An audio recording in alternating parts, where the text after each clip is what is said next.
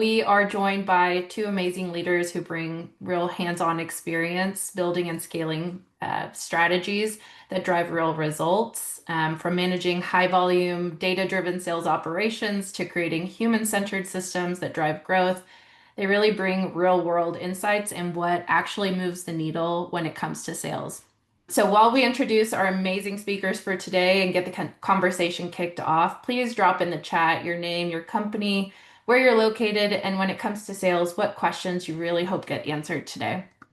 Like I said, the team will be on the chat monitoring that. And while they do, I definitely want to introduce our amazing speakers. Lynn, Scott, welcome. Thank you so much for joining us today. This question is for both of you. If you could share just a little bit of maybe what wasn't on that bio and one lesson about sales that you had to learn the hard way. Scott, you want to kick us off? One thing that wasn't on the bio, NBA champion was probably not on the bio at the time. Um, but really something more important and relevant is the need to be flexible within any sales environment. When you're selling someone, every personnel is different at every different company. They have different goals, they have different things that they're trying to accomplish, they have different personalities. I think that's just something that you have to be fully aware of what's going on in the room and how you're going to address that. The more information you have and know going into those sales conversations. And then the other thing is that everyone's a salesperson, especially the founders, where you don't have the depth or the opportunity to vertically integrate a ton of different positions within your small company. And so you have to be a salesperson. And I know most people do not wake up in the morning and consider them a salesperson, but you have to sell yourself if you're going to have any chance of selling your company. So that would be my answer to that question. Great insight, Scott. And yeah, we'll definitely be diving more into that too in this conversation. Lynn? I wish had an NBA championship on my resume. That's pretty cool. Can't top that. I would say in terms of what's not on my bio, that I always really speak to is the number of no's that I've gotten. From a sales standpoint, from an investor standpoint, even now where we have a sales team, I'm constantly selling, and it's projecting our vision and our value, and it's selling to our team so they're bought in. It's selling to our customers. It's selling thought leadership. But all of that has come with a whole lot of no's and lessons learned, and it takes you a lot of no's to get to that first yes, and a lot of repeating and a lot of practice to really understand what resonates. And so, one of the biggest lessons that I've learned the hard way is the importance of customer discovery. So when I, first started out with Pivot, I went into sales conversations and I really sold the product. And what I learned was that sales is really about understanding the buyer's values and their pain, and then backing into how you can solve it with your product. And so that took a little bit of time to understand, but it made all the difference because then you know how to measure the success of it. Then you can really be a need to have as opposed to a nice to have. So that was something that took a little bit to learn, but has made all the difference. Yeah, we'll definitely be diving into more of those topics here soon too. Well, let's go ahead and get this conversation kicked off because I really want to start with something that seems super simple, but ends up tripping up a lot of business owners and professionals along the way. And that's really clearly communicating the value of what you offer. Because when you're close to the work, especially as a founder, it's so easy to either over-explain everything or second guess what you're saying altogether. And when that messaging isn't clear, it doesn't just confuse your audience. It can make it harder to price your offer and really feel good and confident about how you're showing up in those sales conversations. So I'd love to get into how to really nail your messaging and your offer with confidence. Lynn, I'd love to know from you, ultimately what we want is conversions, right? We want signed contracts and sales. But it's not always as simple as here's an offer, here's a transaction. There's usually a whole cycle of conversations and touch points and follow-ups where your message really needs to hold up. So what should founders keep in mind when shaping their message so it holds up through the full sales process, not just the first pitch? And how can they tell when it's working or falling flat along the way? I would say the most important thing is, first of all, I think you really need to believe in your solution, right? Because that comes across in your storytelling and your sales. And then the second most important thing I think is consistency. So your messaging, your value should carry through each client conversation. So, while it should be, as I mentioned before, conveyed backing into their individual problems, it's the same language, it's the same value prop that should be supported in those sales conversations. On top of what I've found is really helpful from a founder perspective is a lot of, the selling is based on a number of touch points, right? And so if you can start conveying that same message through thought leadership, through LinkedIn posts, through, speaking at conferences, the more that they hear that same message, the more that they hear how you solve that problem, and then, of course, delivering it, the easier it's going to be to then get those clients to, convey the message in the right way. And as I said before, it's not just to your clients. Yes, it's about signing contracts and at the end of the day, but there's a sales process and a clarity that needs to go on within your team because they're also selling the product. They're also representing your organization. And so they need to understand that clarity in the storytelling as well. Um, in terms of, how can you tell when it's falling flat? I would say, when there's silence and a lack of follow through. Um, I think, that's the clear indicator. Maybe not that it's, a no forever, but maybe not the right time right now. The goal is to really make sure that your message is clear and human and can stand on its own, so that when the timing is right, that they come back and they understand what you bring to the table.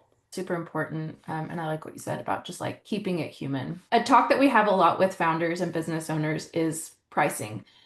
And that comes whether you're building something completely new and trying to figure everything out from scratch, or maybe you're in a more established space or industry, but still trying to land on a number that reflects your value. What's your advice for founders or small teams that are trying to price their offer in a way that feels fair, sustainable, but also aligned with the people that they're trying to ultimately reach? Yeah, I think this is a really good question. I think it's something that is really difficult because especially with your first customers, you don't want to scare them off, but you also want to project the value. And someone once told me that the value that you're projected as a client is a lot of it is based on what they pay for it, right? And what you're asking for it. And so I think the best way to back into that is to understand the ROI back to the customer. So I'll give you an example from what we're doing at Pivot. Companies will spend anywhere from $90,000 to $300,000 on average relocating someone, and then a third of them will quit their job within a year and move back home. So we know that that is what is spent on the relocation package, what is lost when that person does not stick. We can then back into that and say, okay, if we charge $500 a user, that's a minimal price to pay as insurance because when they stick, you're protecting that 300K, you're protecting that 100K. Um, so I think it's a little bit of an art and a science, but starting there I think is certainly important. And then the other thing that I would really acknowledge to founders is that, a lot of people think of pricing and pricing negotiations and think of just the monetary value. But I think it's really important too to think about how these early adopters can also provide value non-monetarily, right? So you may go to them and say, we're going to give you, a first adopter rate of X amount of money, but we would really like a case study from you. Or, we would really appreciate, product advice and feedback. So there's different ways that you can tie it in. And then the last thing that I would say that, especially on the B2B side that we've leveraged is an implementation fee. If you have something in your pocket that you can use as a negotiation bargain, that you can, kind of take away, and, still be able to deliver the product. That's something that's super helpful as well. Love the practical, logical solutions that you just threw out. This next question is for both of you, and I think you touched on this earlier too, Scott. A lot of people don't see themselves as what we call natural salespeople, right? Especially when they're used to being behind the scenes or just focused on all the work that it takes to do the business. But at some point, like you said, we all have to get comfortable talking about what we offer. So I'd love to know what's helped you or the people that you work with build that confidence, and what are some tangible ways founders can really practice showing up more comfortably in those sales conversations? Just repeated volume, time after time after time. You get more and more comfortable with it. I'll tell you just a quick story. When my son was 13, he was going to have his bar mitzvah, and he was really cocky about it. And he was going to get up, and um, he was just going to do what he had to do in front of a couple hundred people. And then he got up the night before, he had to go up on stage for the first time, and he froze. And I said, "Oh, are you now willing to listen to your dad?" He's like, "Yeah, okay." So for the next 24 hours, he did his pitch in front of a mirror at the time, because that was a while back and it wasn't as easy to record yourself. But I would just tell you, like, just keep doing it. Just keep doing it, whether it's in front of an actual prospect, a current client, just repetition. And where it comes off so easily out of your brain and through your mouth, that those people, whether they are going to purchase your product or not, they know that you believe in it. And that's the thing that you have to do. And candidly, like from the Thunder's perspective, in theory, it's a lot easier for me to do now after winning a championship than it was when we were 20 and 62, but nothing has changed. I had the same confidence and belief at that time that we have now. So being consistent, and just, if you don't believe in yourself, they won't either. So you have to really become confident in what your pitch is. Love that, Scott. And children always have a way of maybe listening to others before they or failing before they listen to what we've been telling them over and over. Yeah, Thank you for sharing that story. you Lynn, bet. anything to add? I think, Scott, I think you're absolutely right. I think repetition is everything, and I think, again, believing in your product and your why is so important, because you need to be able to convey that in your storytelling, that they're not doing you a favor by buying your product, but actually you're doing them a favor by selling your product. And so you need to believe that, and that needs to be conveyed. Um, the only other thing that I'll mention is one of my friends, Sahil Bloom, mentioned this about you know saying doing public speaking, but I think it holds true for some people with sales. And he recommends that people, when you have a pitch or you are about to make a speech, that you go on a treadmill and you rehearse your pitch or your speech. And that kind of simulates some of the like heart pounding and the nerves. And if you're able to do that, then you're able to really, stand in front of a crowd and really convey it. So um, that's also kind of a really cool trick that I love. The other thing I'd add, in particular for founders as you're getting into this, is find people that you candidly aren't going to buy. Mm. And that's fine. You know that going in. It shouldn't wreck your confidence. It just helps you create repetitive and get better at what your pitch is. Great practical tips and tricks from you both. I love it. And I know the chat is going off. And so I want to pass this over to Jay, so she can share maybe some of the questions. We can get to maybe one or two of the questions that have been asked in the chat. We asked a question in the chat. When it comes to sales, what's a question you hope gets answered today?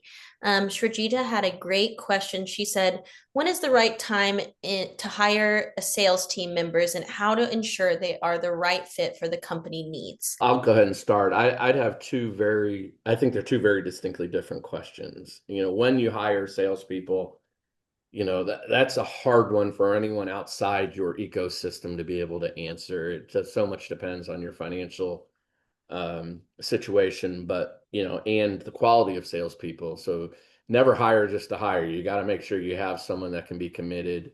If you're going to hire on commission only, you may very well just get that quality back. So that's a really hard one. As it relates to how do you know that they're a fit, what often happens in sales is that somebody needs a salesperson, right, at any given time. So they're going to go and make it as they're going to go try and find their salesperson. What I would say is try not to rush that process. Have initial conversations, try and find out everything you can about that person, sit down and have coffee with them, put a test environment in front of them. No one bats 1,000 on hiring salespeople or employees in general.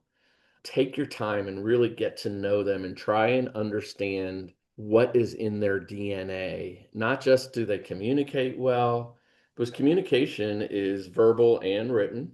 How do they sell? How do they see themselves? What level of confidence? Because remember, you want to try and do things in an environment to simulate what they are going to be in. Give them a project and have them go find out, and simulate pitches. I heard a long time ago, Southwest Airlines, and I mean, this was back in the 90s. We had met with them when we were I used to work for the Nashville Predators in the NHL, and we met with them before we ever played a game, and we asked them, what was your key to hiring success? And they started out, and they have the ability to start out in large groups. I don't know if you guys know this. They have large group interviews, and they see who kind of sticks out, not just the one that's the most gregarious and that grabs headlines out of that group, but they just really watched and understood. And then they narrowed that group down, and then they started in individual interviews. They started to understand their personalities over 45 to 60 days. And we asked them, what makes you so successful? And they absolutely believed it was their interview process, understanding the fabric of the DNA of those employees the best you can before they start. This question came from Chris. It's a really great question. If attention is the new currency and our audience's attention span keeps shrinking, what actually counts as a valuable interaction anymore? It's funny in my position. The NFL really the NFL an NFL game runs almost exactly at 3 hours. College football lasts at almost 3 hours and 40 minutes at this time. If any of you are college football fans, particularly if you're in a stadium, you realize the games are just extraordinarily long. And the NBA really, really, really tries hard to stay right at around 2 hours because of the attention deficit disorder of our current society, what I call McNews. Like everybody, it's 140 character. Like that's just what it's turned into in our world. And so trying to capture that attention is really hard. But here at the Thunder, while we do use a lot of technology to deal with volume, we get so many calls and emails into us prior to a game. The other night we had opening night, we were giving away, it was banner night and ring night, and we got thousands of people inquiring anywhere from the crazy questions like, do fans get rings too? No. Um, and what time do the parking lots open? So we get a ton of that. We use technology, some AI technology through what we call Fan Assist to assist with that. But the most important thing we do for our account managers who manage season ticket accounts, they have about 400 accounts in each of their portfolios, and we still continue to do touch point contests. We want them face to face, continuing to see people and meet them where they are. And that means if Erica's birthday is on November 10th and we have a game on the 11th, maybe their account manager or a Thunder Girl or Rumble will bring a cupcake to them, on a $3 venture. That touch point still means more to our fans than anything else. So I think in a very, very challenging ADD market, looking people in the eye, shaking their hands, and thanking them for their sport is still the most valued thing that we can provide our guests. I love that. Thank you, Scott. And like Lynn said earlier, right? Like keeping it human. Thank you all so much for the amazing questions. And I know we still have more in the chat, and like Jay said, we'll be sure to get to those as well. I want to move on to kind of this next point. I think I was even seeing some questions in the chat regarding this next section of questions too. We've all experienced that moment when someone seems interested and then they suddenly just start to pull back or just ghost us altogether. And if we're being real, we've probably all been that person on the other end too. So a common response from founders is they don't want to be too pushy or too salesy. So they end up just skipping those follow-ups, those touch points, and just letting the conversation just fizzle out of fear of sounding or being a certain way. But following up and having those touch points can be one of the most thoughtful and really trust building parts of your sales process if you approach it with intention. So I want to talk about how to keep that momentum going when someone's on the fence and what it really takes to move from just building connections to actually closing those deals. So I'd love to know from both of you, you kind of were touching on it, but what helps you and your team stay consistent with outreach and follow-ups, especially when you're not getting those immediate results? Lynn, do you want to kick us off? A lot of people in my industry will, if you ask them about me, one of the first words that they would use to describe me is persistent. Almost sometimes to a fault. And actually, a quick story, our current COO now was a potential client, and I kept, pinging him, and finally took the call just based on the fact that he didn't want to, keep getting my messages, and, ended up being an advisor and then turned into our COO. And so sometimes it really takes, the consistent follow-ups to get what you need, especially when you're new in the market as a founder.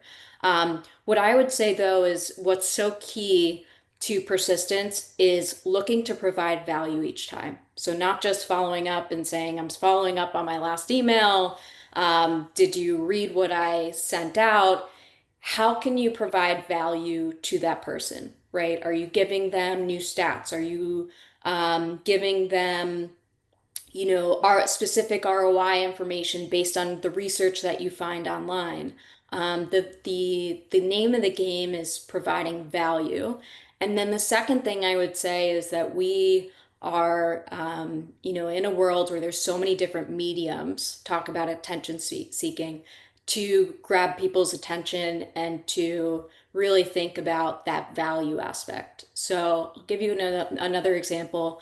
When I was very early on with Pivt, I wanted to get in front of, some high achievers in the industry, companies like EY and, DoorDash and things of that nature. And so I found that there was a big publication in our industry. I then reached out to those leaders and said, I'm writing an article for this publication. Can I feature you in that as a thought leader? They then said yes. And then I went back to the magazine and I said, I have these thought leaders. Can I write this article? And the ability to form that relationship and give them the ability to be spotlighted as, a leader was a really great way to build that relationship and provide value to them without first selling our product. So there's a lot of different ways that, again, always comes back to value. How can you provide value to those people? And then the rest will follow. The biggest reason salespeople fall is their lack of staying in touch. And Lynn just gave you a great example of how to shift things around. And it's not always like, did you read my email? Well, no, I didn't. Right? You didn't give me a reason why. But then the other one to me is the really just the very challenging real life situation of up and down, right? You feel euphoric when you get a sale, and you feel down when you don't. And I found out very early in my life, and it works for me, but it very well may not work for you. But let's just say I was making 100 calls or 100 pitches a day, and I make one sale that earns me $100. Okay. In my mind, instead of being so emotionally attached to 99 no's and one yes, every time I'd stop that pitch or hang up the phone or whatever it was, in my mind, I'd say, thanks for the dollar. And that way I knew with every communication that I was making, I was earning $1 and I was closer to that $100 or that yes. But instead of taking the euphoria of that $100 commission and 99 zeros, in my mind, I just played it gray. It was a buck for every call that I made.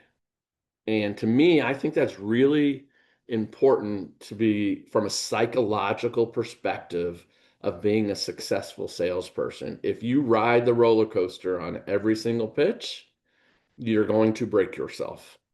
And then the other one I would say, as far as how do you stay in touch, like how do you continue to follow up without feeling like a pest? I would just simply say the best thing you can do is to get to a yes or a no. Here's the information. We talked about it. You requested it. Would you like to follow up or would you like to this product? Yes or no, either is fine. Because if you get to a no, then you have a chance of finding out why it's a no. And then you have a chance through your sales training and background of how to combat that. When they're silent, you have no idea what to do. So trying to get to a yes or no is very important. And how you address that after that is part of your sales background, your in everything that you do. I think is important. And then just stay in even keel, stay in gray and not black and white. And everybody you talk to, thanks for the dollar. Lynn, I'd love to hear from you too. What signals do you look for that tell you that a lead just isn't going where? I think going anywhere. I think sometimes there are signals and we choose not to listen to them. But especially whether it's an investor, a partner, a potential client, whatever it may be, what's a graceful way to maybe close the loop without burning that bridge? It's a really great question. So I would say some of the signs that I look for is like meetings are being canceled or being pushed back repeatedly, communication becomes really surface level, priorities shift or progress stops. Sometimes for us being in the B2B space, leadership change or restructuring, usually indicates that it's not just not the right time. And so when things like that happens, I might say something like, it might not be the right time right now to move forward, but I'd love to stay in touch for when it's more of a focus for you. A lot of the times they'll ask to be kept in the know, and I like to reach out to those people on holidays, on times where I might be visiting the area that they're in. Again, wherever you can reach out to them to A, provide value, and B, show up for them in a way that isn't necessarily just selling them your product, I think is really impactful. So I think to what Scott said, as soon as you can kind of understand and get that no, or just kind of see these signs come up, then you can just let them know that you hear them, you understand them, and just stay top of mind when the timing's right.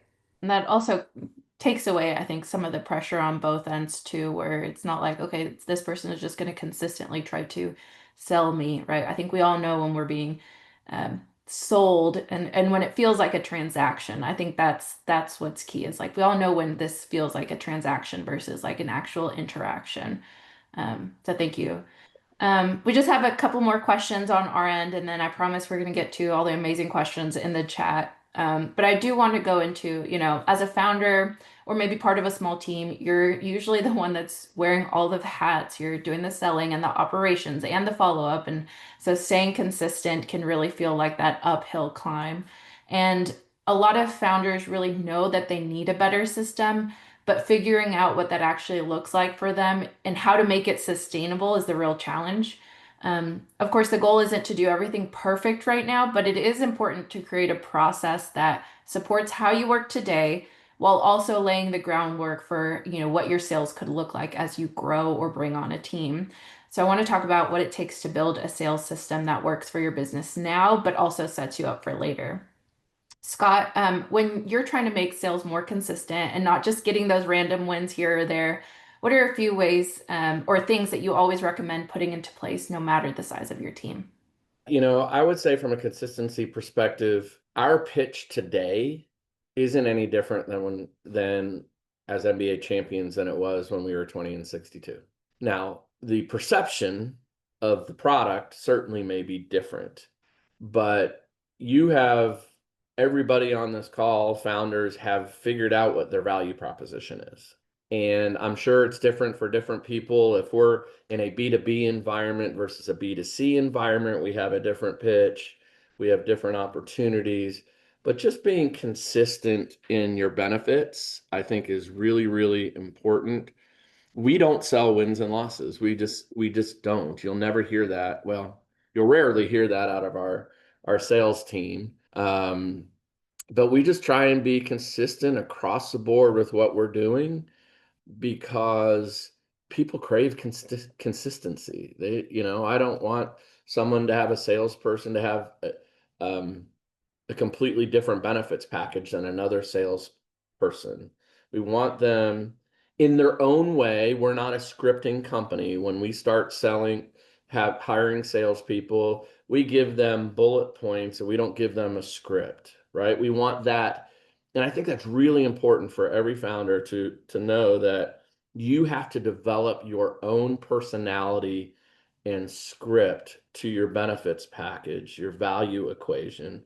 If you try and do that the same way as everybody else and treat everybody the same way, it's just simply not going to work. You have to be yourself and you have to know who they are. There was a very, very long time ago, Magic Johnson, who is one of the great NBA players of all time and also one of the great CEOs of business of all time. I was fortunate enough to be in a room with about 15 people, and someone said to him, that was me, said, Magic, you were an incredible player, but you failed miserably as a coach for the short time that you were a coach. Why did that happen? He goes, oh, that's easy because I expected everyone to treat everything, practice, game days, everything the way that I did as a player. And what I found out is nobody is me. And I don't mean that in a egotistical way. He said, but I feel like I tried to treat everybody the same. And the reality is the 15th guy on the bench is not the same as Michael Jordan. And sometimes you need to give someone a hug, and sometimes you got to kick someone in the ass. And that's what you need to learn about your process with salespeople and even the people that you're pitching. They have different personalities, they have different needs, they have different ROI opportunities. So learning and understanding what that is and being consistent in your effort, but knowing that consistency is different on a case by case basis to who you're pitching is really important. I'd also love to know maybe on the practical side too, what are some tools or processes that have helped you or your team stay on top of things to help you stay consistent so that nothing falls through the crack? We use Microsoft Dynamics CRM for all of our conversations. It can be expensive from an enterprise perspective. It's not a tool that most founders can go and use, but there are inexpensive ways to create relationship management situations that can make sure that you're popping up when you need to follow up with somebody and track your chats and all your conversations. So, just your ability to stay organized is really important. In my case, particularly when I was coming up as a young salesperson, like I had to put things onto my calendar for it to work for me. And by the way, calendars back then were paper and pen. But if I didn't carve out cold calling or I didn't carve out following up on certain things, like it just didn't work for me. So again, you got to be yourself, but you have to be consistently be yourself. Thank you. And I just have one last question for both of you. Sales results don't always come quickly. Wish they would, but they don't. And that can be really discouraging when you are trying to stay consistent. Again, if you're riding that roller coaster. But what's one habit, tool, or mindset shift that's really helped you to keep consistent, especially, when you keep getting the no's or when things just feel slow? So much of it is a mindset game, and just understanding that you can only control what you can control. And sometimes, from whether for a founder, from an investor standpoint or a customer standpoint, a lot could go into the mix. So I'll speak a little bit further to the investor standpoint than a customer standpoint. But from an investor standpoint, I always talk about it like it's college admissions. Like they might not take you because you're blonde hair, blue eyes, and they just took someone that's blonde hair, blue eyes, and that could be it. Or it could be, you know, in a bad mood that particular day that you were talking. And so try to control what you can control. I would say is the first thing. And then the second thing is think about it from a relationship building standpoint. Again, providing value and building relationship, not just deal closing, because you never know where that person's going to be. Maybe they leave that company and go to another company where the situation is different. Maybe the problem that you solve is not relevant now, but it might be in 2 years. And so really can continue that relationship building, I think is really, really important. And just really believing in, as I said before, what you're selling. If you, the most important mindset that I have drawn is that instead of viewing it as the customer is doing me a favor for buying this, you're doing them a favor for helping them solve their problem, right? And once you can get into that mindset, everything shifts. Well, I'm going to bring us back to the main group so we can really answer some of these chat questions. Again, it's been going off on our end. I love this question from Ming. She asked, any hot tips on how to pitch to corporate benefits to HR teams of mid-sized companies as an up-and-coming player in the market that wants to compete against larger players? I have a feeling this one's directed towards me. So I will take this one. I think there's a couple of different things, Ming, that I would suggest. I think the first thing is enterprises at large, really correlate to data, right? And so really coming at it from a data perspective and then a monetary value on how much you can help them save, how you can improve efficiency is really, really important to them. The second thing that I would suggest is, really just there's a lot of strengths in being a small business.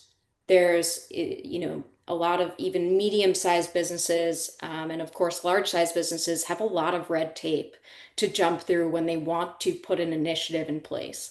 And so, one of the benefits that you have versus a large company that they might want to work with is they can really help shape the product that they want, and you can move quickly and you can be agile. And so, really positioning yourself as a partner that they could work hand in hand with to really, get things off the ground in the way that they envisioned it. So I would say those are the two main things that I would recommend from a very high level. Obviously, if you have more specific questions, happy to dive in a little bit further. Thanks. Can I proactively Thank try you. and answer a question on here? Because I love the question. Sure. Connor had the question, what's the most untraditional way you've both hired salespeople? Yes. And I have a great story for this.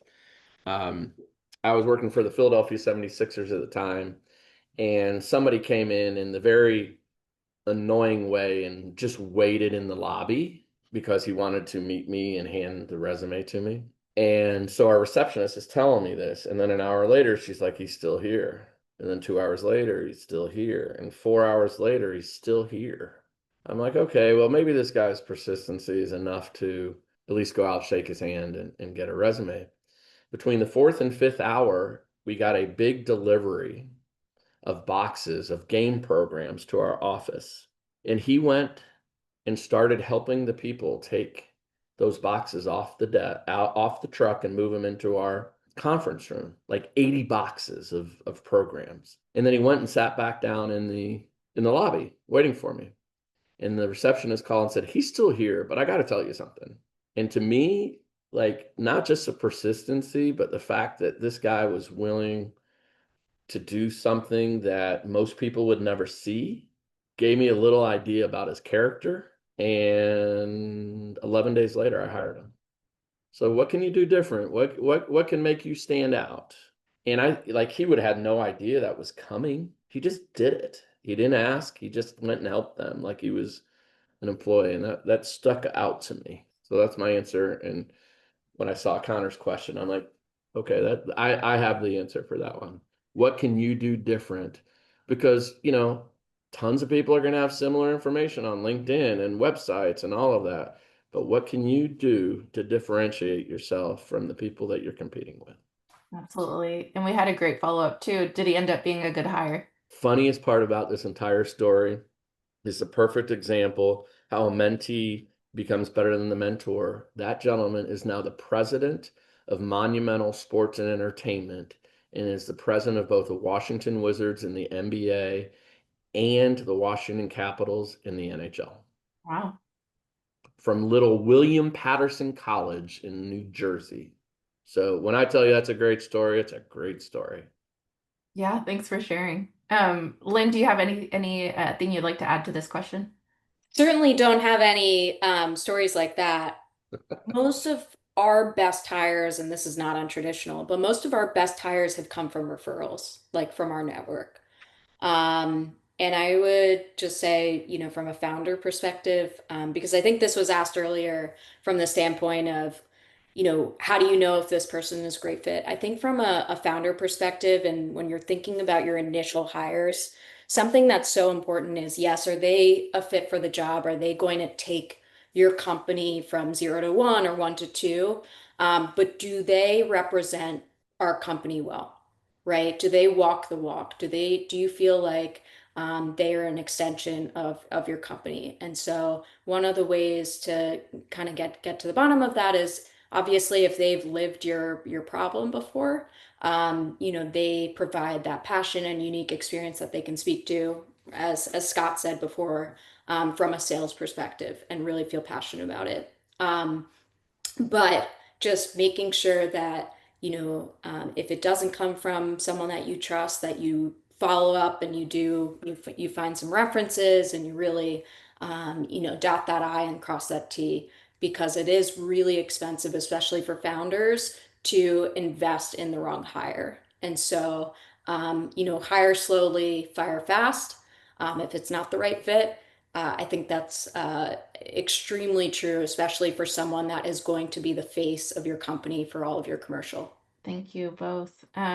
Yeah, I think we have time for maybe one or two more questions. If there's any still out there, please go ahead and feel free to unmute yourselves if a question has come up for you while during the session. I did think Erica had a great question. She said, what is the best and worst sales advice you've received from others? Either of you want to jump on that one?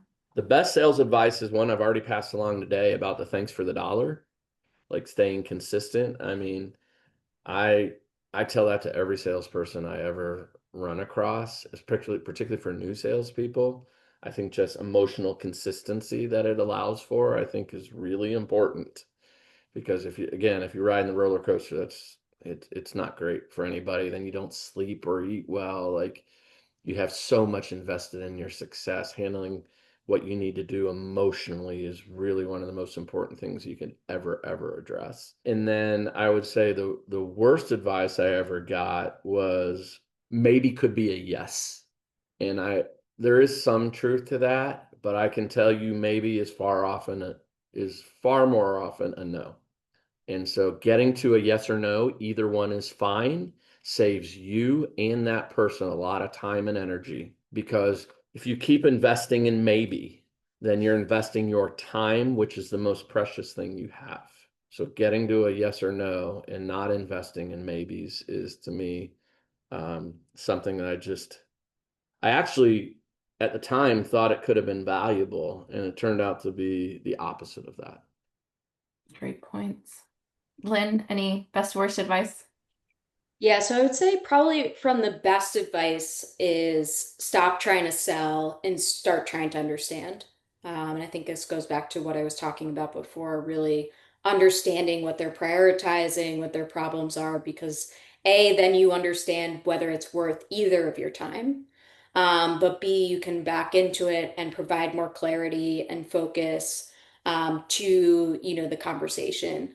So I think that's the best one. The worst one would probably be fake it till you make it, which I know is kind of a gray area in the founder world, but from a sales standpoint and a credibility standpoint, it can really provide a lot of detriment if, you're faking a lot of, what you can ultimately be providing. So, a slippery slope to dance on.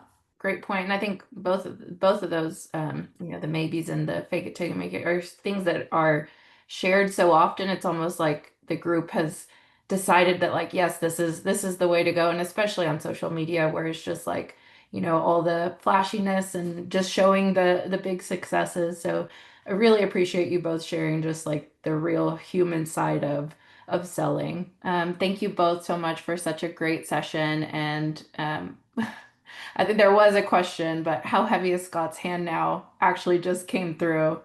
Um, Well, I only our players and coaches can tell you that as of now, we're likely not to get our rings until December, and I'm almost positive they won't be the same as the players, but those things were ridiculous. So, but I'll be happy if it's a ring pop, to be honest with you, because it's what it represents, not what it weighs. Love that. Great, great question. And yeah, we're also super excited for this next chapter. All right, Jay, I'm sending this over to you. Thank you, Gabby, and thank you, Scott and Lynn, so much. This was so valuable. Lynn, how can we follow your work? And any last thoughts? Really just want to thank you for giving me the opportunity to share some mistakes and lessons learned with everyone, and certainly learned a lot from Scott, so really appreciate it. You can follow what we're doing at Pivot at pivotapp.com. That's pivtapp.com. We also have a LinkedIn page that we're getting more and more active on. So if there are ways that we can provide value to you or your organization, please reach out. And then you can also find me on LinkedIn if I can be, helpful to you and your organization in thinking through wearing multiple hats and, navigating the ups and downs of, building a business. Again, agreed. Thank you so much for providing this opportunity. We've done it a number of times with Stitch Crew, and we've been working together a long time in very different capacities from the start to where they are now. And um, so proud to have been a small bit of the partnership with you guys and watch your guys' growth and just how important you are to this community. And as far as paying attention to what we're doing, I am on LinkedIn as well. But most importantly, we're at okcthunder.com. Whether you're in front of your TV or you're wearing a playoff t-shirt or you're buying a t-shirt, just thunder up.